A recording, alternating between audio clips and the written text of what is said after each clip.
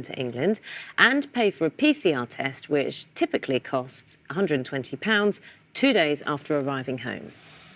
And if you're coming to England from countries on, say, the amber list, you will also be asked to self-isolate for 10 days and pay for a PCR test on days 2 and 8. And passengers from red list destinations, those at the greatest risk, will be required to spend 10 days in a government-approved quarantine hotel.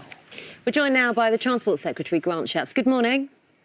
Morning. More firmly in place now, this green, amber, red system.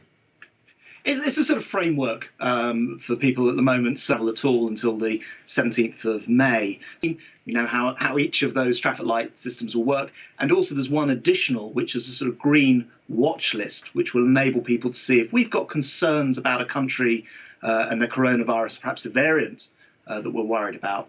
And then the level of vaccinations, the main thing that we're worried about. We've ended up with new variants coming in, so that's a big one. And the Joint Biosecurity Centre will look at, and they will help to categorise. The lighting system are PCR tests, which on average they range from something like £65 to £200. The PCR test is often called the sort of gold standard test. It's the one which will be able to be processed further to look at things like variants of concern down.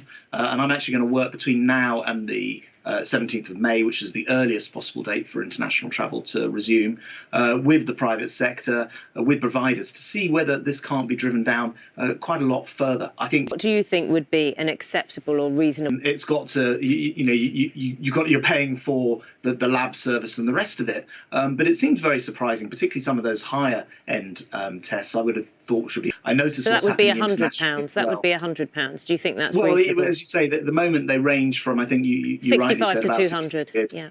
Yeah. So I mean, I think overall.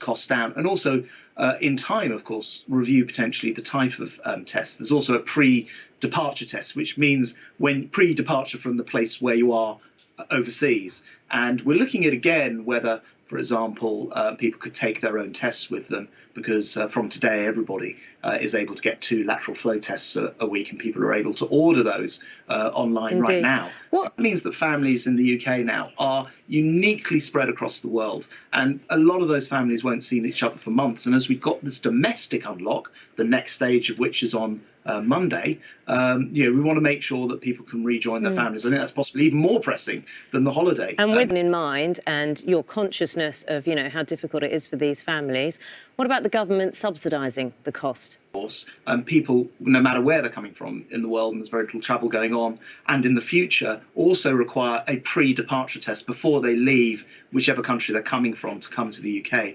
And on that front, I'm saying that we're actually going to look at a sort of bring your own model, cheaper tests, and indeed looking at the type of test that people need to get to, bringing home with them variants of concern and then setting off something else in the UK. I think most of your viewers would agree with me. Work with all the options you've just laid out.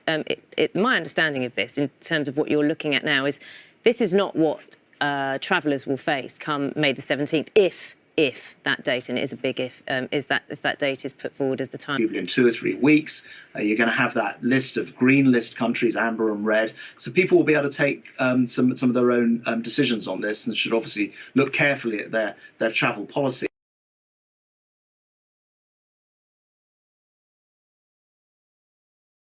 Well, the green list countries, we haven't published which countries are in which category yet, because it's still too far away. Telling people that they should wait, 2 to 3 weeks, and then they'll be able to book a holiday. Advising people against thinking about booking. So that's the big change.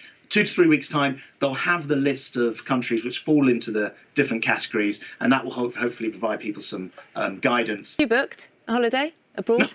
No, not yet. I'm following my own advice. So I'm going to wait 2 or 3 weeks, see what the situation is, say how that will work. Grant Shapps, Transport Secretary, thank you very much for your time this morning. Thank you. On the same terms. Greta, you know Greta?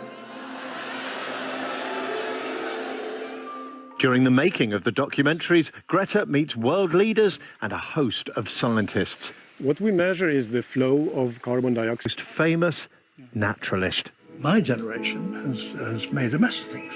Such a lot. You really have.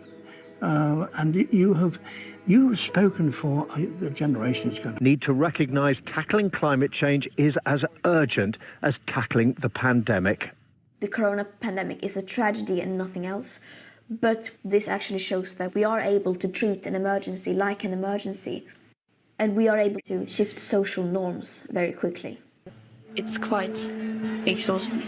At 18, Greta Thunberg, A Year to Change the World, begins on BBC One on Monday at 9 p.m. and on BBC iPlayer. Time now is 7:55. Worked out there. Brian's book is going to be released later this month. Hey, the headlines are coming up. Back soon. The best dressed show-ins player.